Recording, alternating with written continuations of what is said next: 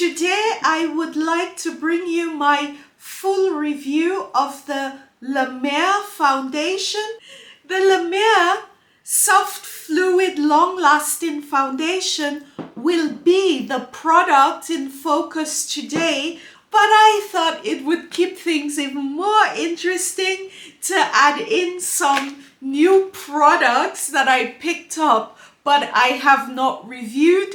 These are gonna be first impressions. Okay, so all I have done is I have gone ahead and prepped my skin with my Nude cream. This I tend to wear with the soft fluid foundation because I have been using this, as I said, for quite some time, and I find this moisturizer works really well as a primer under this foundation. I have also done my eyebrows and I added some concealer on top of my eyes just to cover up a little bit of darkness that I was having. The foundation looks like this.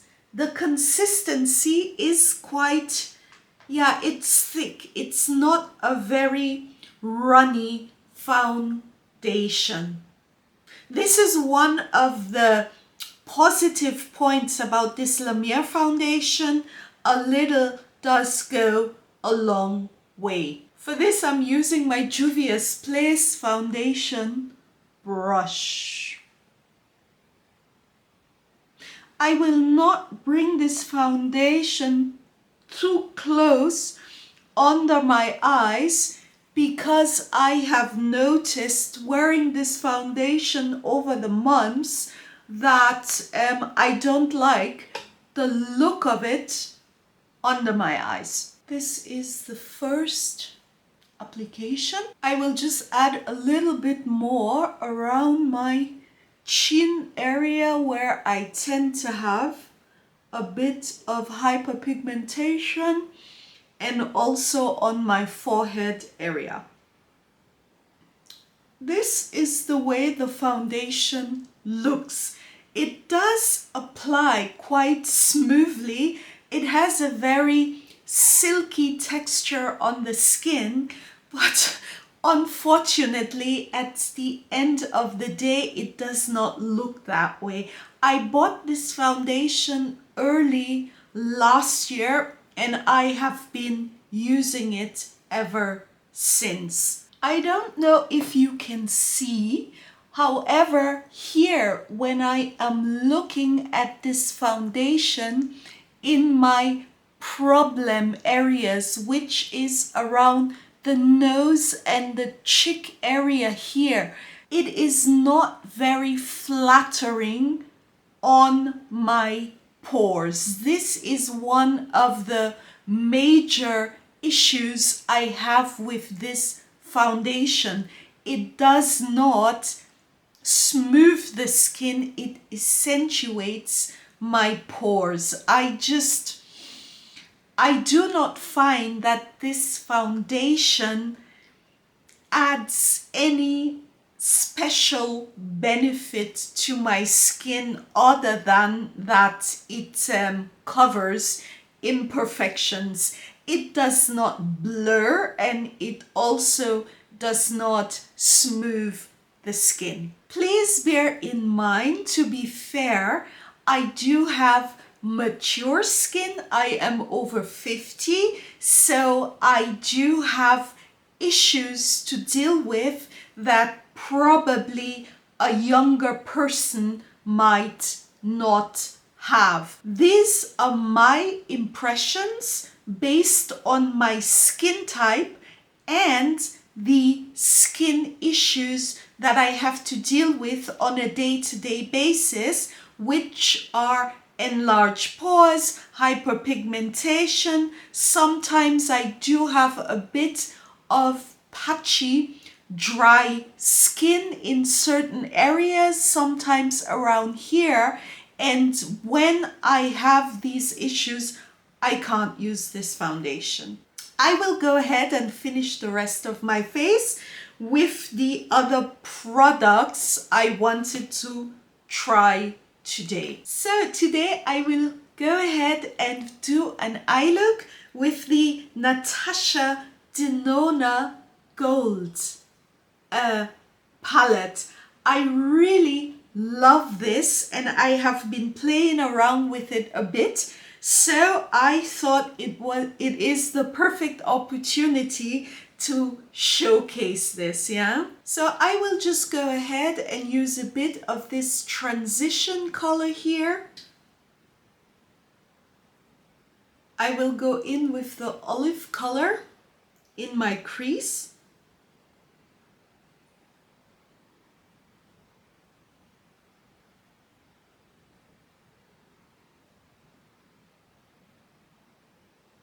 I am really liking these mini palettes and the eyeshadow blends so well. And then I will go ahead with this color here on the crease. This is quite lovely. And I will just go and add some of the olive color under the eye with my Laura Mercier smudge brush. This is my go-to. I love this brush so very much.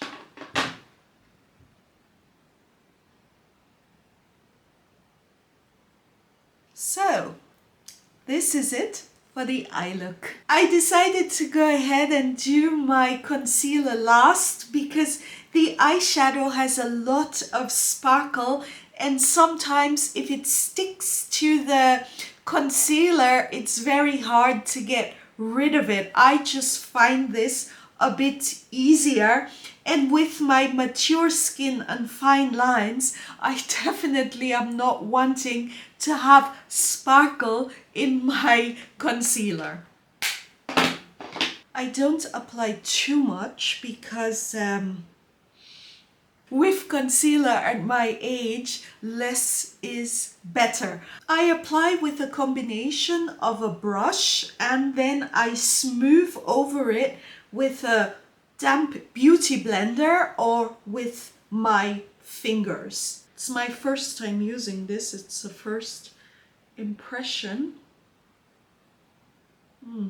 The consistency I am not too crazy about, but let's see.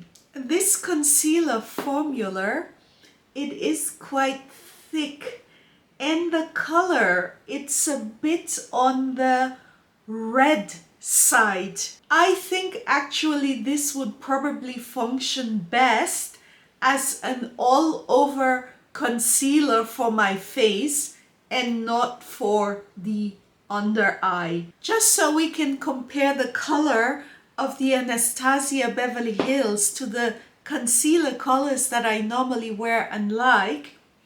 This is my Kevyn Aucoin in 06.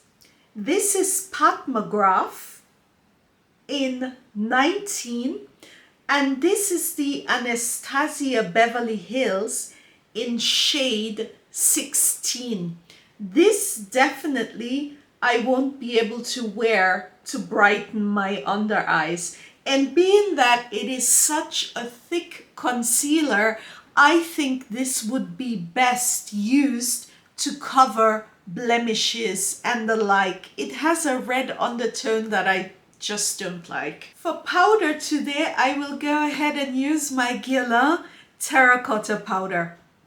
This is a very funny one, yeah, where I normally just use powder on the T-zone area. I do like this powder very much for traveling. It's a loose powder, it's not messy. There is here sort of a sponge and you just tap it and the product comes through and it smells divine. Really nice powder.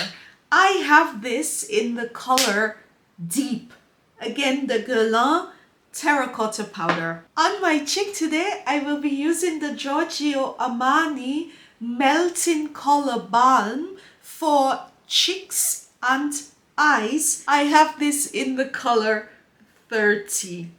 This is such a beautiful blush in sort of a terracotta orange color.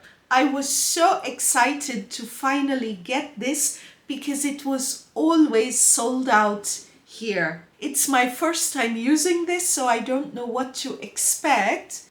Oh, this is lovely. This is a really nice blush, and I like the way it goes on. I really love the color.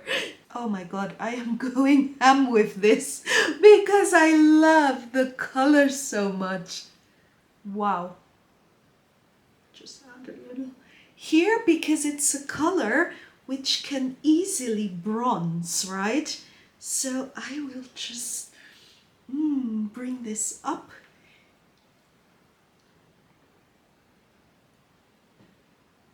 Lovely, lovely, lovely, lovely. There is another color which is quasi orange, and I believe it's the shade 50. This is so lovely. I think I will also pick this up.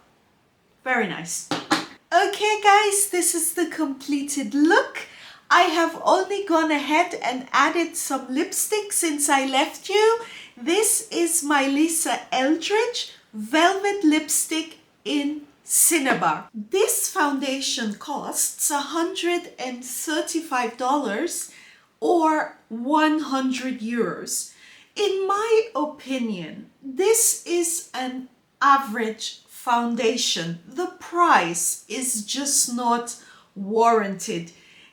These are my impressions, but here I think we are paying more for a name than the quality. The Estee Lauder Hydra Rescue Foundation or the Fenty Hydrating Foundation are much cheaper than this one, and they are also, in my opinion, from trying all three foundations, are more effective. You get more bang for the buck. I have been wearing this foundation on and off for an entire year. This is not a first impressions.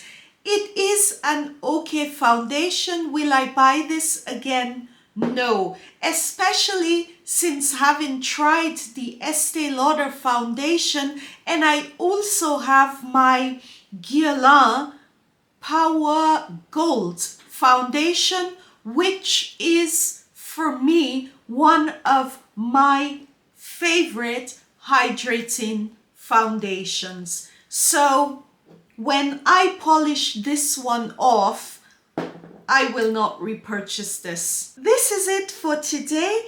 Thank you so much guys for tuning in and for keeping me company. Please do subscribe and leave me some comments below letting me know what your thoughts are, what you would like to see me review next. If you have a different opinion to something I have posted, take care. Bye bye.